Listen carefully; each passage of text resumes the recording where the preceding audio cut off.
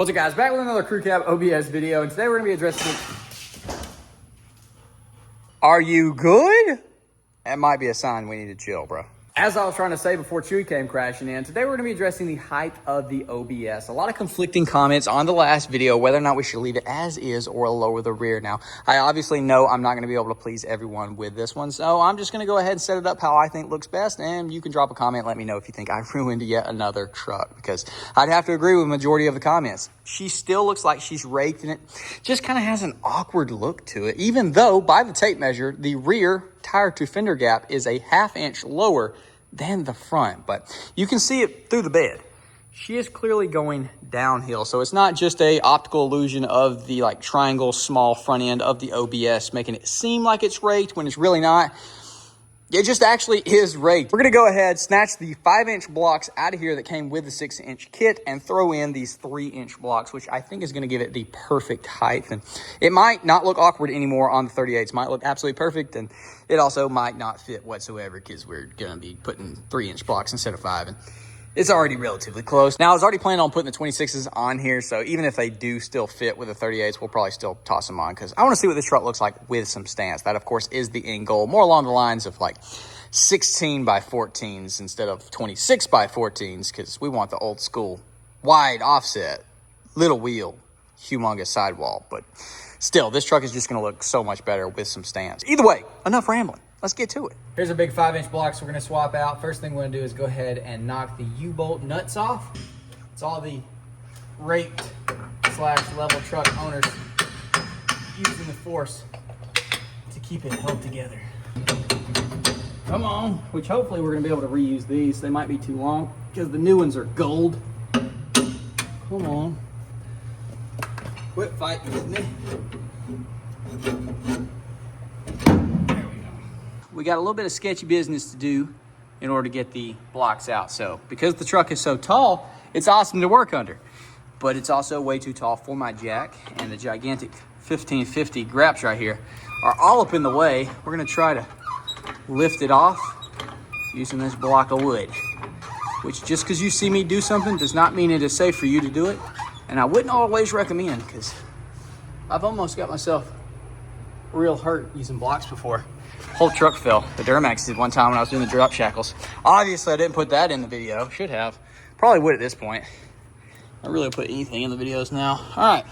She's free. So, we can just remove her. A little side-by-side between the old 5-inch and the new 3-inch. Immediately, I noticed this little nipple is much larger, and I'm hoping that's not a freaking problem. Of course, it'd be my luck that it is. So, crap. Well, let's throw it in there and see if it is. Skinny side should go towards the front of the truck. Why do I always have problems? Well, I guess I'm going to take this thing in the basement and grind it down until it's that size, because this size is obviously not only taller, but thicker as well. And unless I go beating it with a hammer, which is probably not the best thing to do, it's not going to go in there. So thanks. Who did I buy this from? Real Truck, but it's a super lift.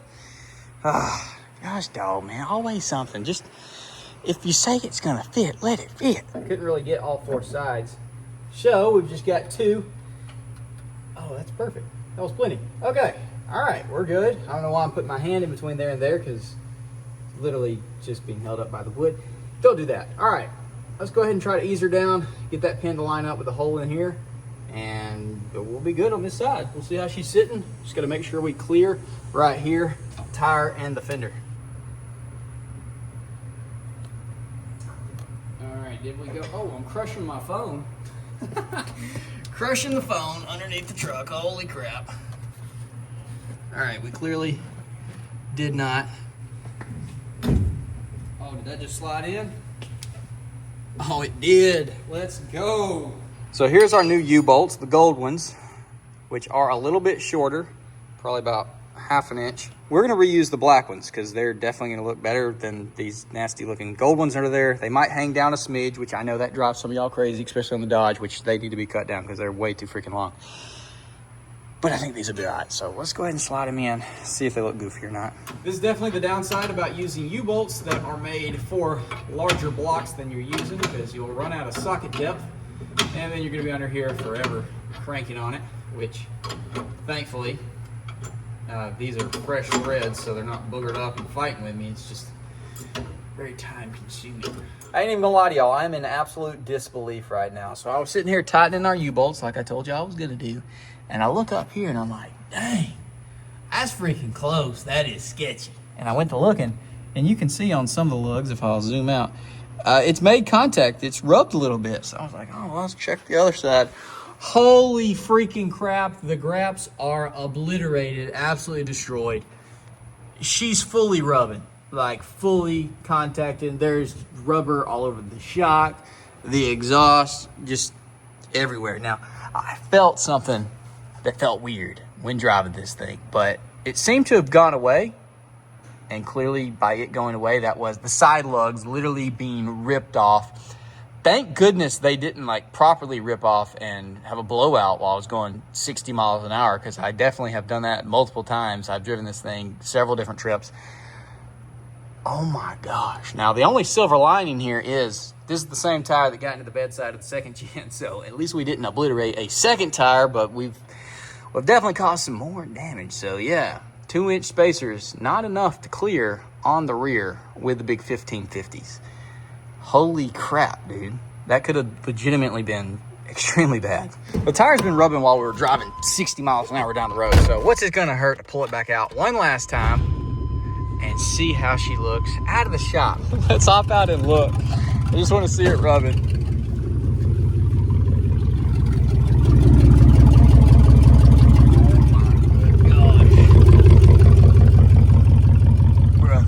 All right, well, we ain't running no B-roll. We're just checking her out, ghost riding. 3-inch blocks in. That's so much better. Look at it. It's just, oh, it's just so much better. Gosh, oh, that thing looking right. Kind of sounding right. Hilarious. Lauren, when she drove it the other day, when I thought she was going to do a donut, she was like, I think that's my favorite sounding truck. I was like, for real? And she was like, yeah. I was like, well, hate to burst your bubble, but that thing's literally chopped off on one side. Ooh, see, right now I can feel it. I can feel the tire lugs literally digging in. We gotta go in 4-wheel. Oh, we're 4 high. It's like this thing never struggles to freaking climb up in there. That'll do it. That'll do it. That itch ain't standing a chance, boy. He wearing it out. Also, there's 2 different options this time of the year: blistering heat or rain. And honestly, at this point, I'll just take rain all day, every day, because the difference in temperature between the sun hitting you and then these big storm clouds, it's like a 20-degree difference. It's absolutely insane. If we somehow could make the rain not make noises on the tin roof, that would be amazing. Also, if we could figure out how to kill all the crickets and the cicadas, which the cicadas have shut up, but the crickets are freaking screaming. Y'all hear them. It's just, oh my gosh, drive me insane. Question of the day: what actually makes your truck leveled or squatted? Is it the truck itself being level, or is it the tire defender gap being the exact same? Because here on this truck and this one, tire defender gap is smaller on the rear than the front. Yet, if we put a level to it, it appears that we have a leveled truck. Now, surely that's some kind of outlier, because here on the Duramax, it's actually a 3-inch smaller gap tire defender on the rear than it is the front. And yet, the level does not lie. But how is that possible? Is it all an optical illusion? Because both of these trucks are actually level, but the gap's smaller on the back. I don't know. Maybe I got 2 toot rigs, or maybe I got 2 leveled trucks and the fender designs are just different front to back. So maybe we just cracked the code. I'm not sure. Let me know in the comments. Here's y'all a little better look at the carnage. Smoke this one, center one as well, and then every single one has this little flap, so you can see just how much was taken off. Hurts my soul for sure. But we got to figure out where we're going to bring the second gen, because 2 dead batteries and the 6 liters in that condition, and I'm not pulling her out in the rain. Hasn't even been started in what, 3 months now. Hopefully the next video you see is that thing put back together, because we're going to pick up all of our parts from the body shop tomorrow. So hopefully, please, fingers crossed, they're all in beautiful, perfect condition. And we're gonna get that thing back up and going, because we got a bunch of things left to do on it. Second gen. I guess I'm just pull it right here in the freaking yard. This is what happens when you got too many freaking trucks. Who wants to buy this thing?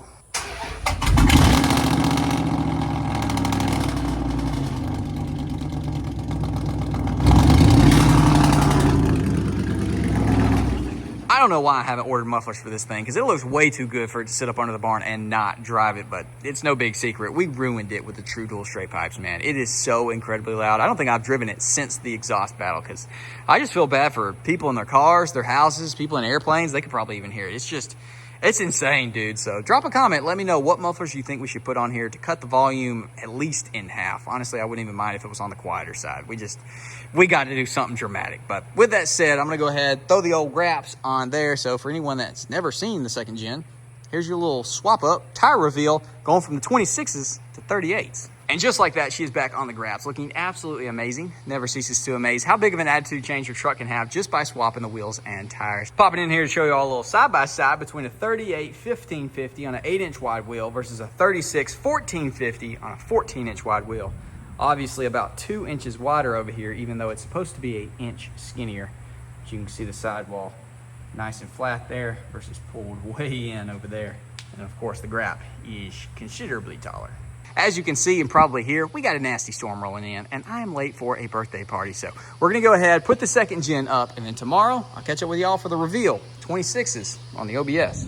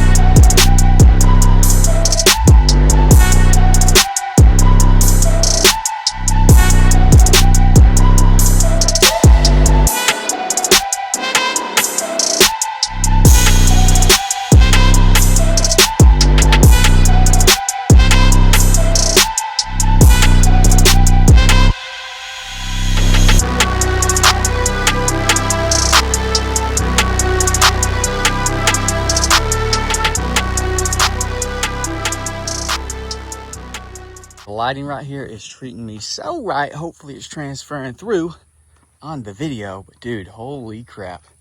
This thing looks absolutely ridiculous. I am 100% in love. Definitely can tell the difference front to back with these tires on, a lot more than the graps. But I'm telling you, she's still level. She's not on flat ground right here. The truck itself is level, okay? Fight me in the comments on whether or not this thing is squatted or not. I know people are going to say it's squatted because, I mean, I get it. But the truck itself is freaking level. And it no longer looks like it's raking.